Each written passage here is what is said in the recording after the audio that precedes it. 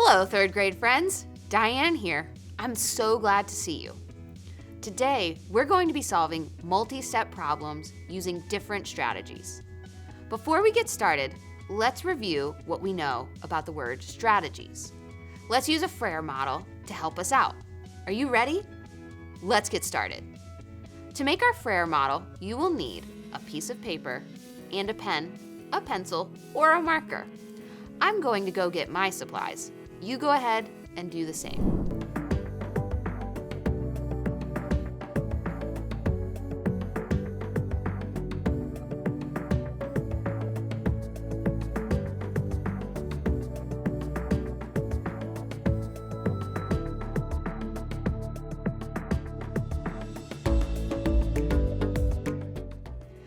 Now that we have our supplies, let's begin to make our Frayer model. Let's take a piece of paper and fold it in half, hamburger style. And then we're gonna fold it in half again to make 4 equal rectangles. And then in the corner of our paper where all sides are folded, we're going to fold it down and make a small triangle. When you unfold your paper, the folds should look like this. Does yours look like mine? Okay, great. We're going to write the word strategies in the center diamond because this is the word we need to understand more about. Then, in the upper left rectangle, we're also going to define this term. So let's write the word definition here.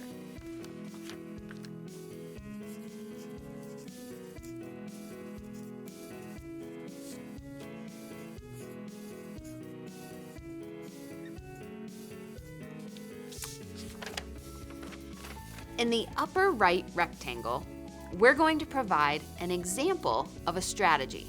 So let's write example here.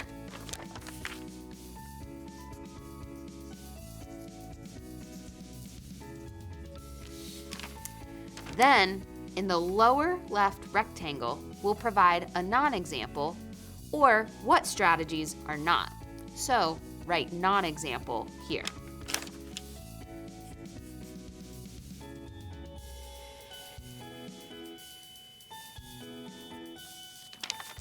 And finally, in the lower right rectangle, we'll draw a picture to help us visualize what strategies are. So let's write the word picture here to remind us of what we're supposed to do.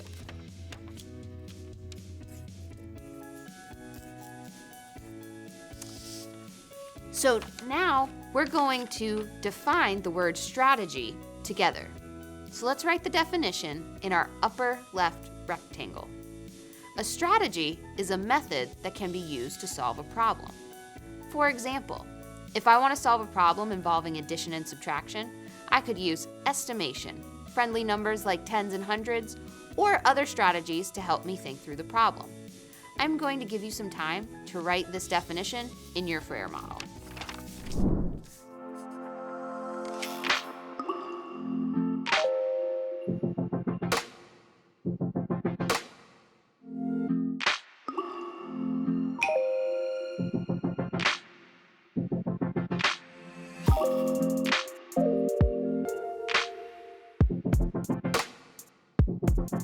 As we use strategies to help us think through the math in today's lesson, you'll be able to add examples, non-examples, and draw a picture to share your growing understanding.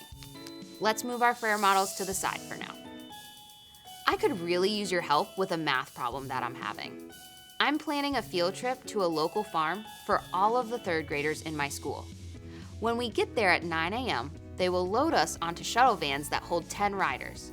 How many vans should I reserve for all our students and their 4 teachers? Here's the list of each class and the number of students in each class. So Miss Jones has 19 students, Mr. Garcia has 25 students, Miss Hyatt has 23 students, and Mr. McNeil has 17 students. Can you help me solve this problem? Thank you. The first thing I usually do when solving a problem is to try and make sense of what is happening and what I need to find out. So let's go through some questions to better understand it. What is happening in the problem? Exactly, students are going on a field trip and have to be put into groups of 10. Is there any extra information that we don't need? Right, we don't need to know what time they will arrive. And what will the answer tell us? Exactly, it will tell us how many vans we need to reserve. So about how many vans do you think we will need? Remember, this is an estimate, not an exact number. Okay, I heard someone say 9 because each class will have about 2 vans plus 1 more for the extras. Great, I think I understand the problem now. Are you ready to help me solve it? Wonderful. What should we do first? Okay, let's find the total number of students. What equation could we use to find the number of students? Yes, 19 plus 25 plus 23 plus 17. Now, how would you solve this? I'll give you a few moments to think about this. All right, can you tell me how you would solve it? Oh wow, those are some great ideas. Let me share a couple of the ones that I heard. One idea I heard is to break apart or decompose the numbers and add by place value. It would look like this: 10 plus 20 plus 20 plus 10 equals 60, and then 9 plus 5 plus 3 plus 7 equals 24, and then 60 plus 24 equals 84. Another idea I heard is to look for ways to add to get friendly numbers. Remember, friendly numbers are multiples of 10 or 100. They end in a 0 and are easy to add. I'm going to add 23 and 17 first because I noticed the 3 and the 7. 3 and 7 equals 10, so 23 plus 17 equals 40. Then I'm going to add 19 plus 25. 19 is 1 more than 20, so if I add 20 and 25, that would equal 45. Then I would need to take away the 1 that I added to 19, so that would be 44. 40 plus 44 equals 84 students. Okay, I feel confident that we have found the total number of students. Are we finished solving our problem? No. So let's read the problem again. I'm planning a field trip to a local farm for all of the 3rd graders in my school. When we get there at 9 a.m., they will load us on to shuttle vans that hold 10 riders. How many vans should I reserve for all of our students and their 4 teachers?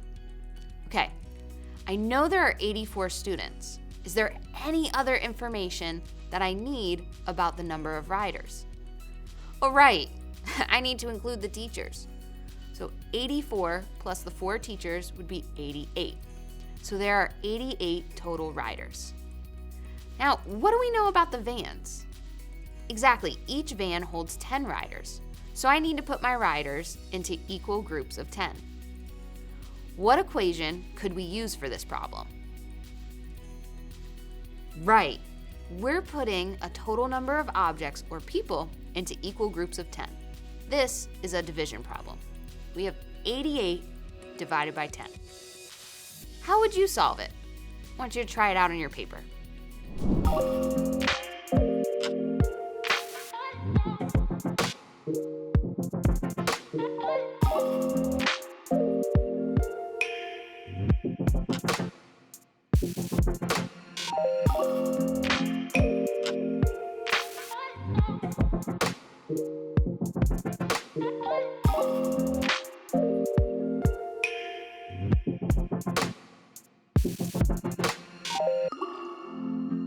Okay, how did you solve it?